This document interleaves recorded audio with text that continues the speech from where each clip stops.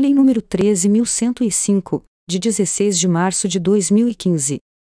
Código de Processo Civil. Capítulo 3º. Dos prazos. Seção 1ª. Disposições gerais. Artigo 218. Os atos processuais serão realizados nos prazos prescritos em lei. Parágrafo 1º. Quando a lei for omissa, o juiz determinará os prazos em consideração à complexidade do ato. Parágrafo 2º. Quando a lei ou o juiz não determinar prazo, as intimações somente obrigarão a comparecimento após decorridas 48 horas.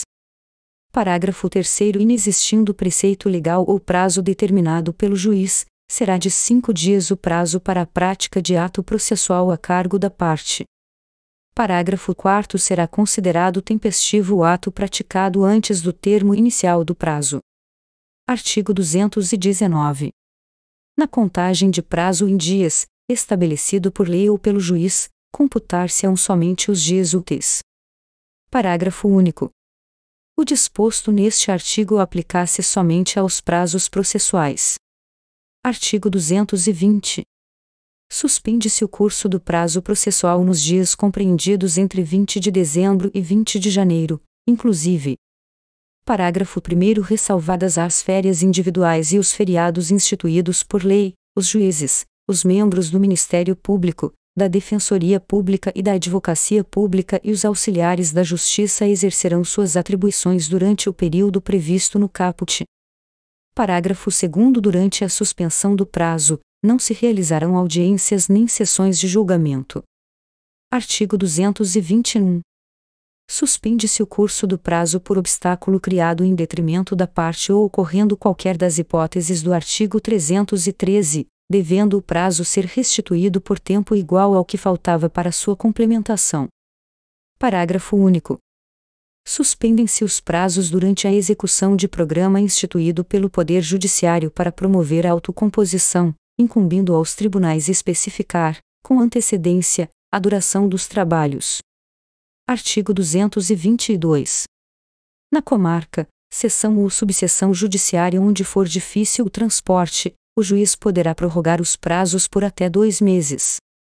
Parágrafo 1º. Ao juiz é vedado reduzir prazos peremptórios sem anuência das partes.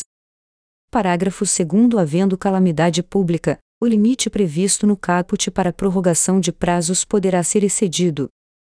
Artigo 223.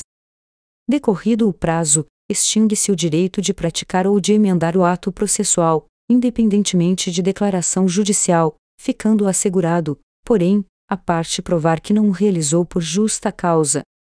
Parágrafo 1º. Considera-se justa causa o evento alheio à vontade da parte e que a impediu de praticar o ato por si ou por mandatário. Parágrafo 2º. Verificada a justa causa, o juiz permitirá à parte a prática do ato no prazo que lhe assinar. Artigo 224. Salvo disposição em contrário, os prazos serão contados excluindo o dia do começo e incluindo o dia do vencimento. Parágrafo 1º. Os dias do começo e do vencimento do prazo serão protraídos para o primeiro dia útil seguinte, se coincidirem com o dia em que o expediente forense for encerrado antes ou iniciado depois da hora normal ou houver indisponibilidade da comunicação eletrônica. Parágrafo 2º. Considera-se como data de publicação o primeiro dia útil seguinte ao da disponibilização da informação no Diário da Justiça eletrônico. Parágrafo 3º. A contagem do prazo terá início no primeiro dia útil que seguir ao da publicação. Artigo 225. A parte poderá renunciar ao prazo estabelecido exclusivamente em seu favor, desde que o faça de maneira expressa. Artigo 226. O juiz proferirá. Inciso 1º. Os despachos no prazo de 5 dias. Inciso 2º. As decisões interlocutórias no prazo de 10 dias. Inciso 3º. As sentenças no prazo de 30 dias. Artigo 227. Em qualquer grau de jurisdição, havendo motivo justificado, pode o juiz exceder, por igual tempo, os prazos a que está submetido. Artigo 228. Incumbirá ao serventuário remeter os autos conclusos no prazo de 1 dia e executar os atos processuais no prazo de 5 dias, contado da data em que Inciso 1º, houver concluído o ato processual anterior, se lhe foi imposto pela lei. Inciso 2º, tiver ciência da ordem, quando determinada pelo juiz. Parágrafo 1º. Ao receber os autos, o serventuário certificará o dia e a hora em que teve ciência da ordem referida no inciso 2º. Parágrafo 2º. Nos processos em autos eletrônicos, a juntada de petições ou de manifestações em geral ocorrerá de forma automática, independentemente de ato de serventuário da Justiça. Artigo 229. Os litisconsortes que tiverem diferentes procuradores, de escritórios de advocacia distintos, terão prazos contados em dobro para todas as suas manifestações, em qualquer juízo ou tribunal, independentemente de requerimento. Parágrafo 1º. Cessa a contagem do prazo em dobro se, havendo apenas 2 réus, é oferecida defesa por apenas um deles. Parágrafo 2º. Não se aplica o disposto no caput aos processos em autos eletrônicos. Artigo 230. O prazo para a parte, o procurador, a advocacia pública, a defensoria pública e o Ministério Público será contado da citação, da intimação ou da notificação. Artigo 231. Salvo disposição em sentido diverso, considera-se dia do começo do prazo.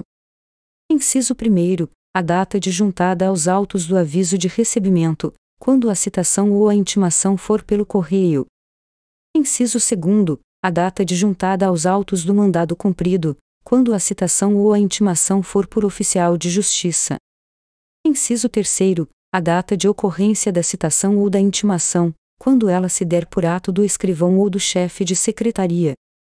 Inciso 4º. O dia útil seguinte ao fim da dilação assinada pelo juiz, quando a citação ou a intimação for por edital. Inciso 5º. O dia útil seguinte à consulta ao teor da citação ou da intimação ou ao término do prazo para que a consulta se dê, quando a citação ou a intimação for eletrônica.